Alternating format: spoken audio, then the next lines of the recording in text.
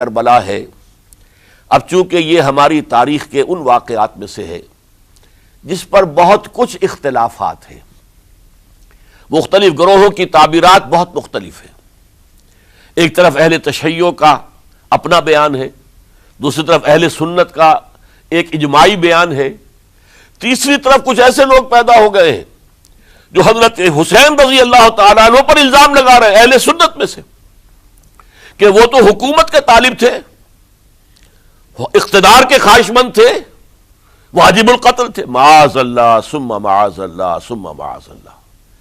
حضرت حسین اگرچہ صغار صحابہ میں سے تھے، یعنی حضور کی حیات طیبہ میں ابھی چھوٹے بچے تھے، لیکن ان کا شمار صحابہ میں ہے۔ اور پھر یہ وہ شخص ہے جو حضور کی گود میں کھیلا ہے، یہ وہ ہے جو حضور کے شانوں کے اوپر جس نے سواری کی ہے۔ علامہ اقبال نے جیسے حضرت اسماعیل کے لیے کہا ہے کہ وہ فیضان نظر تھا یا کہ مکتب کی کرامت تھی، سکھائے کس نے اسماعیل کو آداب فرزندی۔ ظاہر بات ہے حضرت اسماعیل کسی اسکول اور مدرسے دارالعلوم میں پڑھے نہیں تھے کہ وہاں پتہ چلتا کہ والد کا حق کیا ہے۔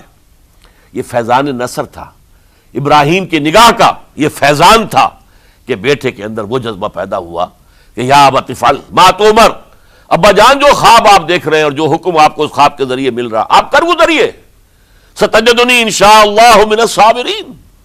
تو اسماعیل کا معاملہ اگر یہ تھا فیضان نظر سے، تو حضرت اسماعیل تو حضرت ابراہیم کے پاس زیادہ رہے بھی نہیں، وہ تو مکے میں رہے۔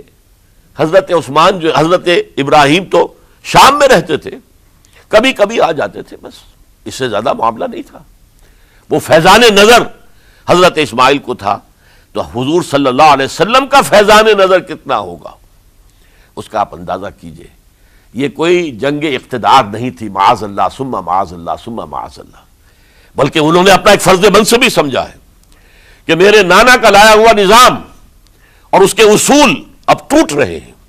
جیسے حضرت ابوبکر کا قول میں نے آج بھی آپ کو سنایا، ایبدل الدین وانا حی، کیا دین میں ترمیم اور تنسیخ کی جائے گی، دین کی باتوں کو بدل دیا جائے گا جبکہ میں ابھی زندہ ہوں؟